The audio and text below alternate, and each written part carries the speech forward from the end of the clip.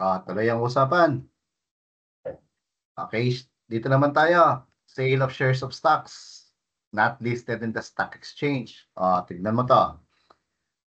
Rule on sale of shares of stocks. Okay, classify muna natin yung mga shares of stocks dito. So, distinction. Object of sale kapag unlisted versus listed shares. Tax basis. Sa unlisted shares, net capital gain. Paano natin kino-compute ang net capital gain? Selling price minus cost lang yan. Okay, next, dito naman, gross selling price yan. Tax rate dito, 15% across all taxpayers yan, kahit sinong seller. Dito naman, uh, uh, 6/10 of 1%. Okay, ang ini-impose natin dito, final tax. Okay, clarify ko to ha. Dito, business tax to, business tax. Ito, pero yung gain ay item of gross income. Okay. Dito kasi VAT exempt yan, not subject yan sa VAT. Okay, so just to clarify ha. Halimbawa, dealer ng listed shares. Okay, merong gain. De ordinary gain yan. Clear? So, yan lang naman ang gusto nating ipunto. Dito, pag gusto mong i-process yung transfer sa unlisted shares, you need to go to the BIR where ang processing ng one-time transaction, sale of shares of stock not listed, is with the RDO where the seller is registered. Okay? Siyempre, pag listed shares, ordinarily, sa local stock exchange yan. Ngayon, tignan mo yung tax code natin. Ito yung sabi ni tax code. Capital gains tax. The final tax rate, ayun kaya sinasabi ko, final tax yan Kaya sinasabi ko final tax yan kasi nasa tax code natin. Capital gains, final tax, section 24 and 27 yan Capital gain, final tax rate of 15%. Based yan sa net capital gains realized. During the taxable year from the sale. Ayun, kung nagbenta ka, imposable ang 15%. Or nag-barter exchange ka. Or other disposition like assignment. In-assign mo Okay? Anong object of sale natin dito? Shares of stocks in a domestic corporation not traded in the stock exchange. Ay, i-relate natin to dun sa rules in determining the source of income. Diba? General rule, gain on sale of personal property, place of sale. Exception, kapag producer or manufacturer, the income derived from party within, party without, if produced or manufactured within and sold without, or produced and manufactured without and sold within. Another exception, kapag ang object of sale ay shares of stocks in a domestic corporation, matik, the source of the income is derived from within.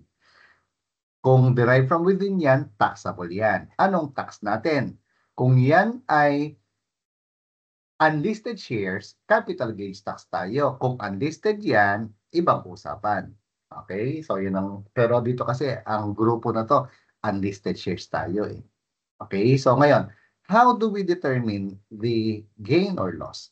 Very simple. Basta gawin mo lang kagad, sulat mo lang. Selling price minus cost lang. Kung mas malaki ang selling price, net capital gain. Kung mas malaki ang cost, net capital loss. I-multiply mo lang kagad ng 15% kahit sino pa yan na seller. Kahit Christian Ian pang pangalan yan. Okay? Tapos yun na yung capital gains tax. Ngayon, bakit ko highlight na realized? Kasi yan ang tax natin, ang tinatax natin ay talagang yung kinita mo lang. Gain realized yan. Biruin mo, shares of stocks, binenta mo ng 1,000,000, 100,000 mong binili, 900,000 talagang gain mo talaga yan Realized talaga yan. Therefore, yan ang pagkakaiba ng CGT sa shares of stocks kesa sa real property. Kasi sa real property, presumed gain lang. Ito talaga, gain talaga. Gigil ngayon, paano naman pag non-individual ang seller? Parehas lang. Realized lang din. Final tax din, same lang din ang rate. Hala, na-OC ako dito. Hindi, dumiretso. Anyway. Rate applies to all taxpayers, including NRA not engaged. Kahit sino ka pa nga kakasabi pa lang. If net capital loss, walang CGT, natural.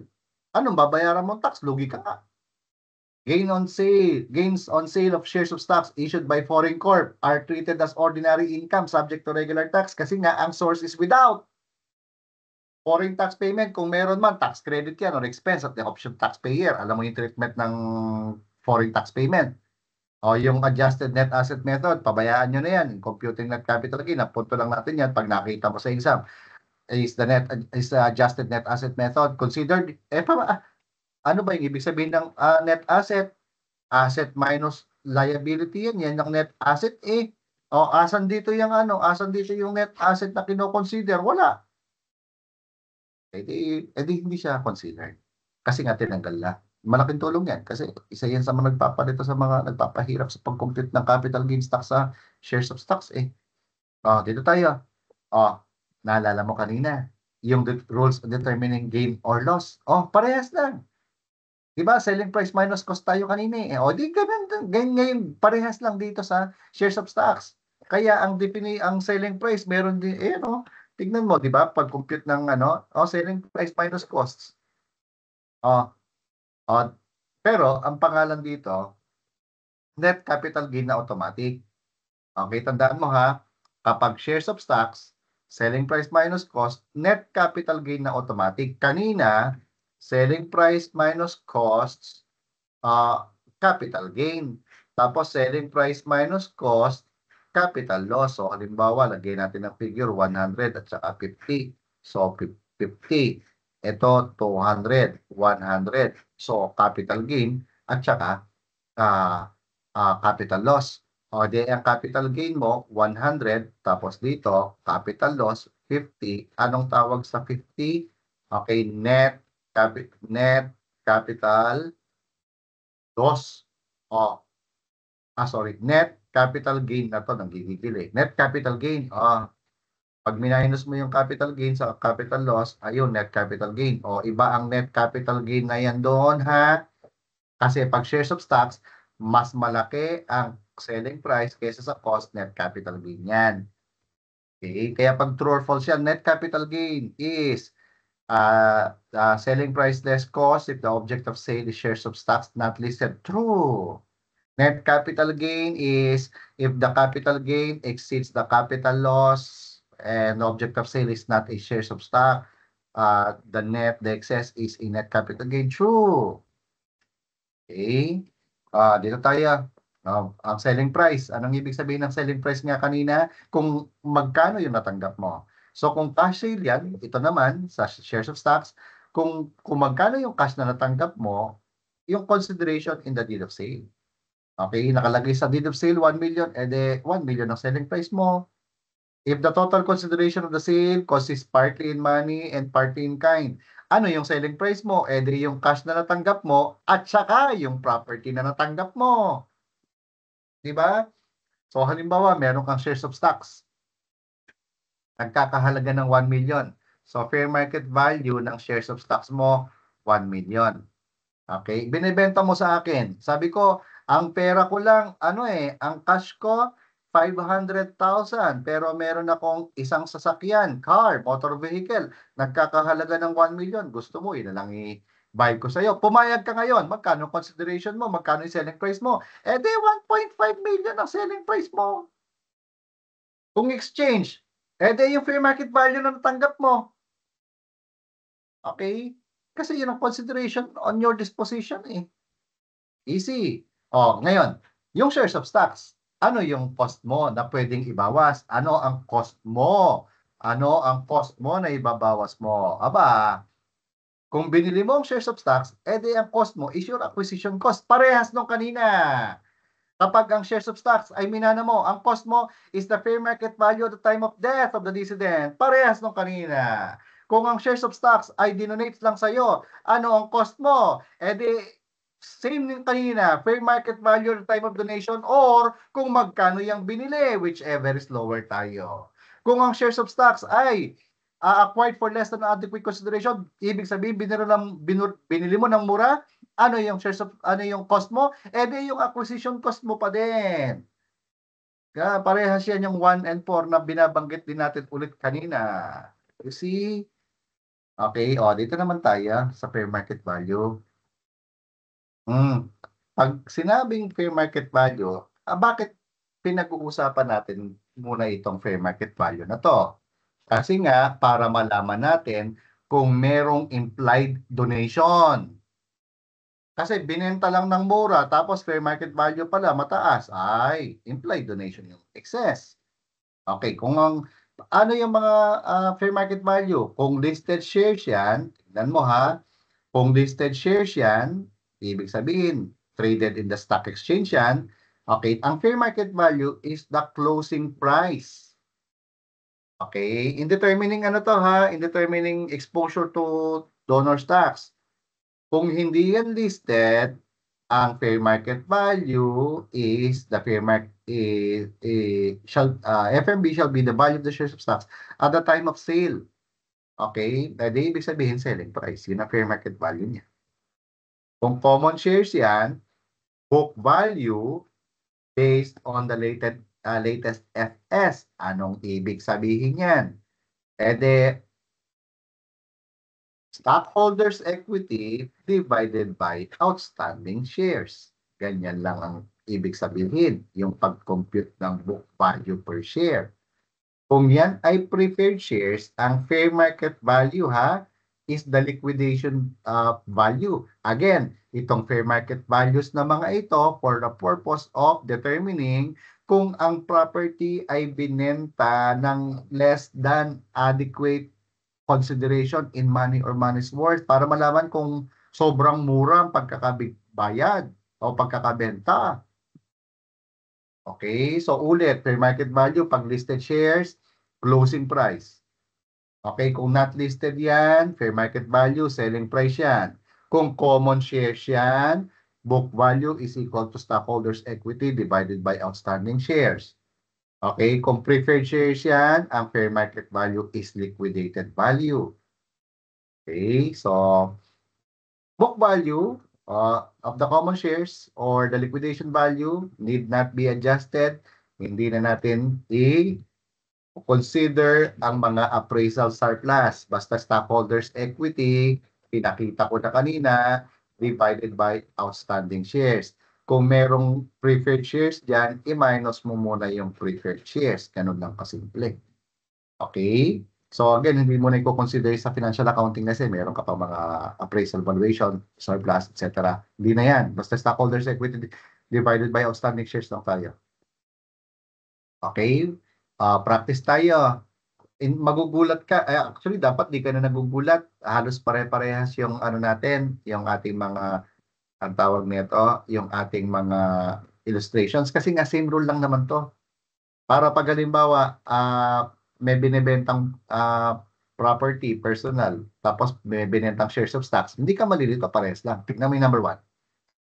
Acquired by purchase. Si Nicanor, bumili ng shares of stocks in a domestic corporation, 1 million. Binenta ng 100,000. Anong gagawin mo? Pinapakompute sa atin yung capital gains tax. Simple lang. Anong gagawin mo? Selling price minus cost ka kaagad. Magkano binenta? 100. Okay, magkano yung acquisition cost niya? 1 million. Edi magkano yung 900? 900 is the net capital gain. Net capital gain. I-multiply mo lang kagad ng 15%, tapos na yung problema mo. Ganun na kasimple. Tapos na. Punta tayo sa number 2. Lalang akong calcio. Nicanor, inherited shares of stocks from EDC. Valued time of inheritance, 1 million. Ang halaga niyan, 3 million. Pakialam mo sa halaga ngayon. He sold the shares of stocks for 5 million. Nakachamba. Anong gagawin mo? Pinapakomputer si GT, the selling price. Ang gagawin mo, selling price ka kagad. Sunod mo, selling price. Magkano? 5 million. Magkano yung cost mo? Fair market value time of inheritance. Magkano yan? 1 million. Di 4 million. Okay, net capital gain ang pangalan yan times 15%. Tapos na yung problema mo. Yun yung capital gain tax. Kaya yan, 600. Di ba? Easy. Number 3. Nicanor received shares of stocks from EDC valued at 100,000 by way of donation from Zach. Zach purchased the shares of stocks at 120. Yung binenta ng 150,000. Anong gagawin mo? Di sulat mo lang kaagad selling price. Magkano? 150. Cost. Whichever is lower. Fair market value at the time of donation or acquisition cost. Magkano? 100,000. Di 50,000. Net capital gain ang pangalan niya. Net capital gain times 15%. Di 7.5. Tapos ang problema mo, ganun lang kasimple. My God. Pag mga shares of stocks na ganito, wala karapatang magkamali. At saka mo, ito ay entry-level skill kasi sooner or later, you'll be processing transactions like this. Okay? Number 4, di ka nor purchase shares of stocks. 100,000 lang niya binili. Anong tawag doon? Acquisition cost. Fair market value niyan, 500,000. He sold the same for 1.1 million. Anong gagawin mo? Pinapa-conflict ka ng CGT. Di, selling price, sulat mo kagad, 1.1 million. Magkano mong binili? Minus mo kagad yung cost, 0.1, 100K. Di 1 million times 15%. Ito yung net capital gain. Ayan pa. Di 150,000. Tapos ang problema mo. Easy. Sir, paano yung implied donation? Di fair market value. Fair market value, magkano? 500. Selling price, magkano? 100 only. Pag pinapakompute sa atin, donation, 400,000 ang implied donation. Di ngayon, less 250 pa yan. Less 250,000. Yan yung exempt gift. Exempt gift yan. Exempt. Di magkano yung taxable donation? Di 150. Okay? I-multiply mo lang ng 6%. 9,000. Tapos na yung problema mo. Na-compute mo na kagad ang donor's tax din. Okay, kaya pag magpa-process ka ng ganito, titignan mo kagad yung fair market value din dahil baka mamaya may implied donation, di ma-subject sa donor's tax. Pero mga ganyan, no, nakakalimutan na merong exposure. Okay, naningil lang halimbawa ng kung magkano, tapos meron palang donor's tax, patay tayo dyan. Papahiya tayo kay taxpayer. Okay? Yung kanina pala, selling price, 100, 1 million, net capital loss pala tayo rito. 900,000 net capital loss. Di wala. Okay, wala tayong babayaran. Ayun. Okay, so now, notes. Okay, subject yan din sa documentary stamp tax. Kapag may par value, ang rate is 150. Okay, par value times 150 divided by 200. Ganyan lang yan. 150 divided by 200 times par value. Okay, kapag naman without par, kung magkano yung binayaran mo upon original issue, 50% lang. Okay, meron tayong mga illustrations dito. Okay, the following are exempts from CGT. Okay, tignan mo yung number 1, dealer in securities. Bakit? Yung gains kasi niya, ito na yung kinaklarify ko kanina, no? Yung unang-una. Yung gain ni dealer ay subject sa regular income tax. Bakit? Income from trade or business yan eh. Tapos, ang business tax niya, transaction tax. Ito yung 6/10 of 1% based on gross selling price yan. Number 2, an entity exempt from the payment of income tax under existing investment incentives and other special laws. Example, yung CREATE law, yung sa PEZA law, nagbigay ng incentive, pati BOI. Di exempt din yan. Okay, tapos number 3, an individual or non-individual exchanging real property solely for shares of stocks resulting in a corporate control. Ibig sabihin, 50% plus 1 yan. Tax-free exchange, wala din yan. Bakit, sir? Wala. Kasi parang halimbawa, ang isang taxpayer, individual, meron siyang lupa. Tapos merong isang corporation. Okay, ABC Corp. Meron naman siyang shares of stocks. Ipagpapalit ang shares of stocks doon. Ipagpapalit ang lupa doon. Di parang yung lupa ni individual, naging shares of stocks lang. Ang shares of stocks naman ni ABC, naging lupa yan. Alam ka namang i-tax mo yan. Parang tax exchange lang talaga siya totally. Kaya nga, tax-free. Okay? So, yan.